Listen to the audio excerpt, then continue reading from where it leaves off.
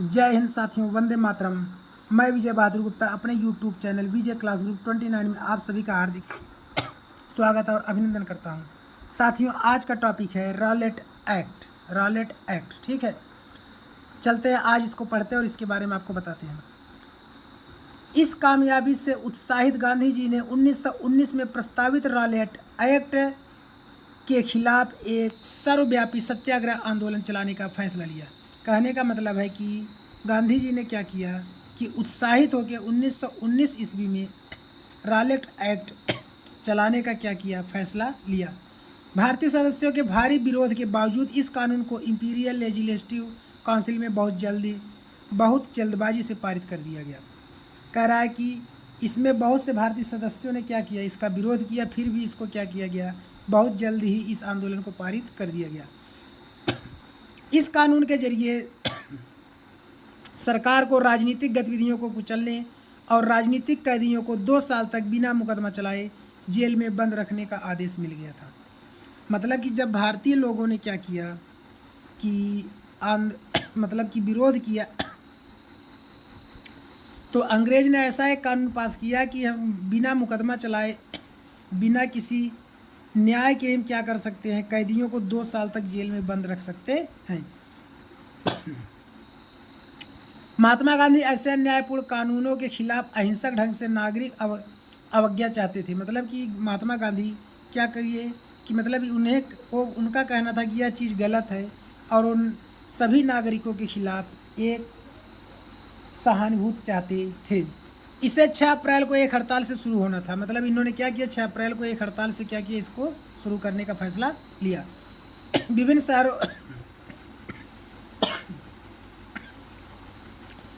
शहरों में रैली जुलूसों का आयोजन किया गया।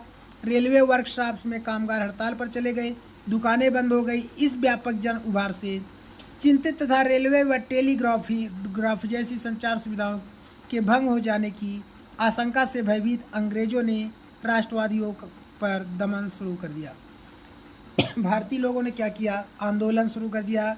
रेलवे वर्कशॉप में के लोग कर्मचारी हड़ताल पर चले गए, दुकानें बंद कर दी गई और लोग क्या किए, टेलीफोन संचार सुविधाओं को भंग कर दिए, जिससे अंग्रेजों का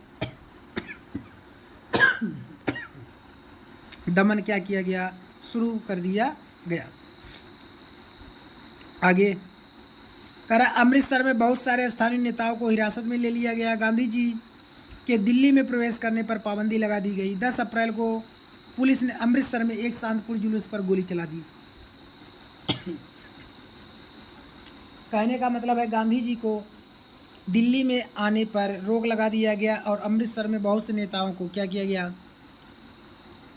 मतलब कि कैद कर लिया गया। और इसके बाद 10 अप्रैल को शांतिपूर्ण मतलब एक जगह जुलूस निकल रहा था, उस पर अंग्रेजों ने क्या किया, अमृतसर में गोली चला दिया।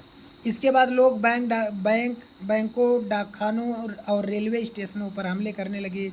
मार्शल लॉ लागू कर दिया गया और जनरल डायल ने कमान संभाल ली।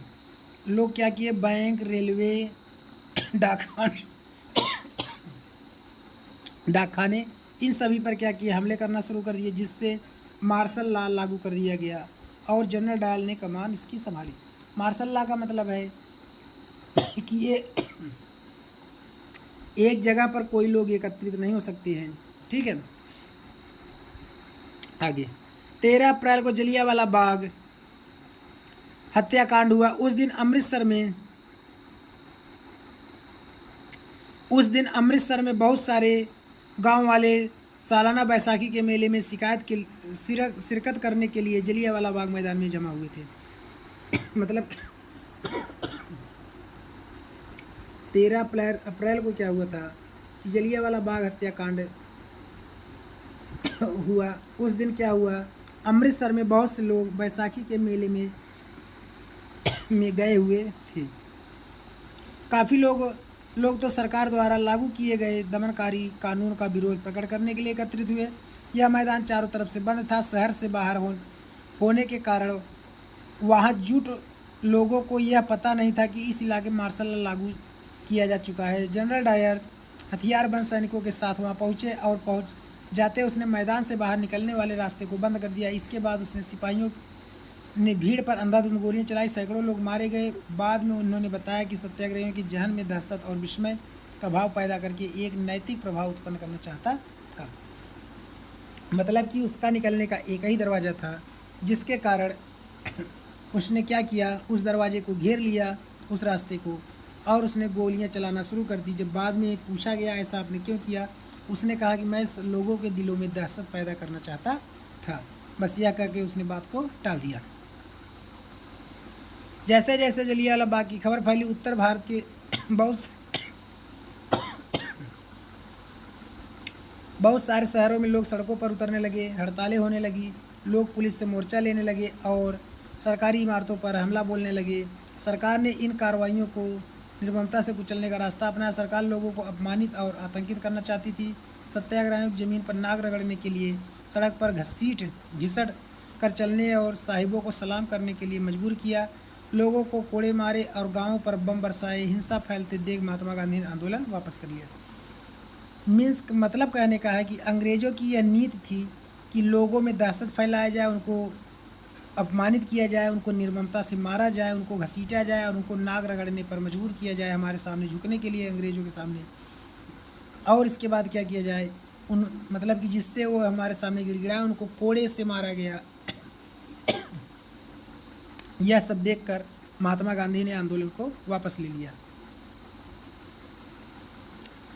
भले ही रॉलेट सत्याग्रह एक बहुत बड़ा आंदोलन था, लेकिन अभी भी वह मुख्य रूप से शहरों और कस्बों तक ही सीमित था। महात्मा गांधी पूरे भारत में और भी ज़्यादा जनाधार वाला आंदोलन खड़ा करना चाहते थे, लेकिन उनका मानना था कि हिंदू मुसलमानों को एक दूसरे के नज़दीक लाए बिना ऐसा कोई आंदोलन नहीं चलाया जा सकता। उन्हें लगता था कि खिलाफत का मुद्दा उठाकर वे दोनों समुदायों को नज़दीक ला सकते हैं।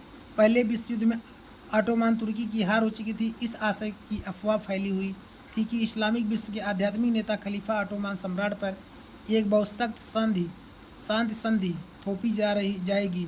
खलीफा की तत्कालीन शक्तियों की रक्षा के लिए 1919 बम्बई में खिलाफत समिति का गठन किया गया। मोहम्मद अली और शौकत अली बंधुओं के साथ साथ कई युवा मुस्लिम नेताओं ने इस मुद्दे पर संयुक्त जन कार्रवाई की संभावना तराशने के लिए महात्मा गांधी के साथ चर्चा शुरू कर दी। सितंबर 1920 में कांग्रेस के कलकत्ता अधिवेशन में महात्मा गांधी ने भी दूसरे नेताओं को इस बात पर राजी कर लिया कि खिलाफत आंदोलन के समर्थन और स्वराज के लिए असहयोग आंदोलन शुरू कर दिया जाना चाहिए। कहने का मतलब था कि महात्मा गांधी ने कहा कि अगर हमें क्या करना है, देश में अंग्रेज़ों के खिलाफ ज़्यादा मजबूती से लड़ना है, तो हमें हिंदू मुस्लिम को एक साथ करना होगा।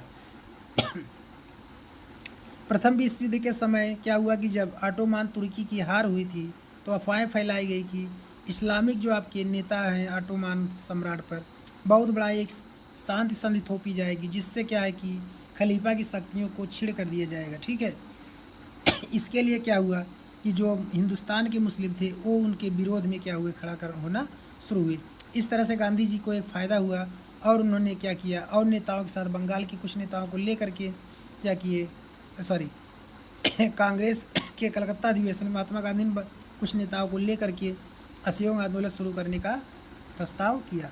तो साथियों, अगर आपको वीडियो अच्छा लगे तो हमारे चैनल को सब्सक्राइब, वीडियो को लाइक शेयर कमेंट जरूर करें। ओके, जय हिंद।